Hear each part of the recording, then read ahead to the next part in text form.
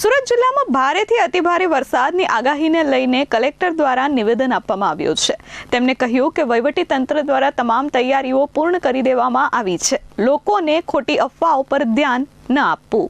હવામાન વિભાગ દ્વારા સુરત જિલ્લામાં 4 જુલાઈ સુધી ભારેથી અતિભારે વરસાદની સંભાવના વ્યક્ત કરવામાં આવી છે અને સુરત ગ્રામ્ય વિસ્તાર અને શહેરને રેડ એલર્ટ જાહેર કરાયું છે, જે અંતર્ગત આજે સુરત જિલ્લા કલેક્ટર તેજસ પરમારે જિલ્લામાં અત્યાર સુધી પડેલા વરસાદની અસર અને આગામી રેડ એલર્ટને ધ્યાને લઈ જિલ્લા વહીવટી તંત્રની પૂર્વ તૈયારીઓ અંગે માહિતી આપી હતી। નમસ્કાર, હું તેજસ પરમાર, કલેક્ટર સુરત। ભારતના હવામાન વિભાગ અમદાવાદ દ્વારા જાહેર કરવામાં આવેલી આગાહી અનુસાર જિલ્લામાં 2 તારીખથી 4 તારીખ સુધી ખૂબ જ ભારેથી અતિભારે વરસાદની સંભાવનાઓ વ્યક્ત કરવામાં આવી હતી। કલેક્ટર તેજસ પરમારે કહ્યું કે જિલ્લામાં સરેરાશ 17.92 મિલીમીટર વરસાદ નોંધાયો છે અને ચાલુ સિઝનમાં જિલ્લાનો સરેરાશ વરસાદ 228 મિલીમીટર છે। જિલ્લામાં સૌથી વધુ વરસાદ અંબિકા તાલુકામાં 389 મિલીમીટર, પલસાણામાં 362 મિલીમીટર, મહુવામાં 352, બારડોલીમાં 309 અને ઉમરપાડામાં 298 મિલીમીટર વરસાદ નોંધાયો છે। જેના અનુસંધાને અત્યારે આજની સ્થિતિએ જોઈએ તો ચોમાસામાં જિલ્લાનો કુલ સરેરાશ વરસાદ અત્યારે 228 મીમી નોંધાયો છે, જેમાં સૌથી વધારે વરસાદ અંબિકા તાલુકામાં 389 mm, પલસાણામાં 362 mm, મહુવામાં 352 mm, બારડોલીમાં 309 mm અને ઉમરપાડામાં 298 mm આ વરસાદ ચાલુ ચોમાસા દરમિયાન અત્યાર સુધી એટલે આજની 10 વાગ્યાની પરિસ્થિતિ મુજબ છે। છેલ્લા 24 કલાક અને 48 કલાકમાં જિલ્લાના કેટલાક તાલુકાઓમાં ભારે વરસાદ થયો છે।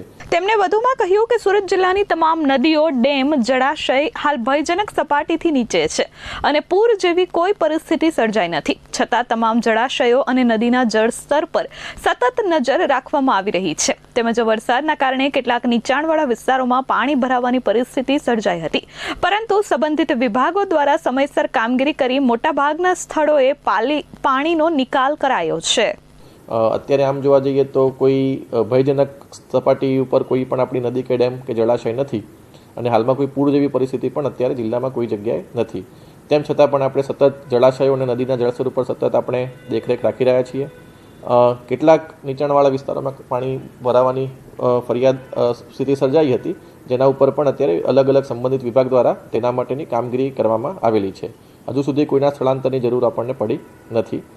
કેટલાક કાચા મકાનોને નુકસાન થયું છે, એ સિવાય કોઈ જાનહાનિ મોટી કે વ્યાપક નુકસાન નોંધાયેલ નથી। રસ્તાઓની પરિસ્થિતિ અંગે તેમણે નિવેદન આપતા કહ્યું કે હાલની સ્થિતિએ સુરત જિલ્લામાં મહુવા તાલુકામાં 2 ગ્રામ્ય માર્ગ પર પાણી ફરી વળતા વાહન વ્યવહાર અસ્થાયી રીતે બંધ કરી વૈકલ્પિક માર્ગની વ્યવસ્થાઓ ઉપલબ્ધ કરવામાં આવી છે। તૈયારીની વાત કરીએ તો જિલ્લા ઇમરજન્સી ઓપરેશન સેન્ટર આપણું 24/7 કાર્યરત છે। તમામ તાલુકાના કંટ્રોલ રૂમ પણ કાર્યરત છે।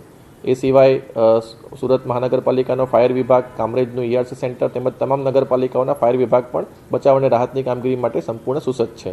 તેમણે વધુમાં કહ્યું કે જિલ્લામાં ઇમરજન્સી ઓપરેશન સેન્ટર અને તમામ તાલુકા કંટ્રોલ રૂમ 24/7 કાર્યરત કરાયા છે। ઓલપાડ ખાતે NDRFની અને માંગરોળ ખાતે SDRFની ટીમ તૈનાત કરાઈ છે। પાલિકાના ફાયર વિભાગ, કામરેજ ERC સેન્ટર તથા તમામ નગરપાલિકાઓના ફાયર વિભાગો બચાવ અને રાહત કામગીરી માટે સંપૂર્ણ સજ્જ છે। તમામ લાઇન વિભાગ, RNB, વીજળી વિભાગ, સિંચાઈ તમામ સાથે અત્યારે સતત સંકલન રાખવામાં આવી રહ્યું છે અને જરૂરિયાત મુજબ જો જરૂર પડે તો તાત્કાલિક પ્રતિસાદ માટે અધિકારીઓની કોન્ટેક્ટ ડાયરેક્ટરી પણ તૈયાર રાખવામાં આવેલ છે। હું સુરતના તમામ નાગરિકજનોને વિનંતી કરું છું કે હવામાન વિભાગની આગાહી અને જિલ્લા વહીવટીતંત્રની સૂચનાઓનું પાલન કરે, ભારે વરસાદ દરમિયાન બિનજરૂરી મુસાફરી ટાળે, નદી, નાળા, કોઝવે અને પાણી ભરાયેલા માર્ગો પાર કરવાનો પ્રયત્ન ન કરે અને અફવાઓથી ખાસ કરીને દૂર રહે અને સત્તાવાર માહિતી ઉપર જ વિશ્વાસ રાખે। તેમજ તમામ લાઇન વિભાગો વચ્ચે સંકલન સ્થાપી જરૂરિયાત મુજબ તાત્કાલિક પ્રતિસાદ માટે અધિકારીઓને સંપર્ક ડિરેક્ટરી તૈયાર રખાઈ છે।